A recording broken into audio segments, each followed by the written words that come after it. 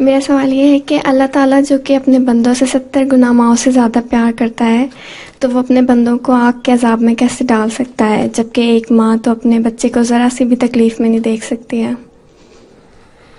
اپنے بندوں سے کرتا ہے نا جی. تو اللہ نے بندوں کی نشانی کیا بتائی ہے؟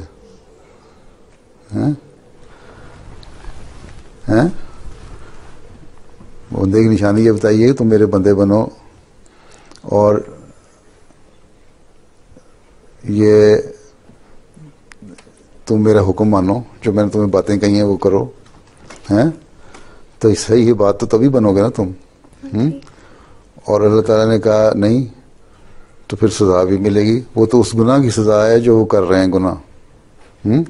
اب تم ایک شخص کو بلا وجہ قتل کر دو، اپنی ساتھ بیٹھی لڑکی کو، اور تم کہو کہ اللہ تعالیٰ مجھے بڑا مہربان ہے، معاف کر دے گا. ٹھیک ہے، مہربان ہے، اللہ تعالیٰ معاف کر دیتا ہے، لیکن ظاہر ہے وہ سزا تو ملے گی نا.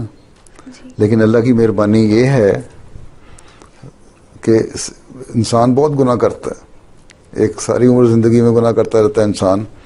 اللہ تعالیٰ اس کو بھی معاف کر دیتا ہے، اور اگر جہنم میں ڈالتا بھی ہے تو اللہ تعالیٰ نے یہ بھی فرمایا ہے کہ ایک وقت آئے گا جہنم خالی ہو جائے گی، سب لوگ جنت میں چلے جائیں گے. یہ مہربانی ہے نا، رحم ہی ہے نا اس کا جو نکال دیا. کہ بندہ نے 100 قتل کیے، اس کو بھی اللہ تعالیٰ نے معاف کر دیا. اللہ تعالیٰ کی بات کوئی نہیں مانتا. اللہ تعالیٰ کہتا ہے شرک کرنا بہت بڑا ظلم ہے، لیکن اس کو میں معاف نہیں کروں گا.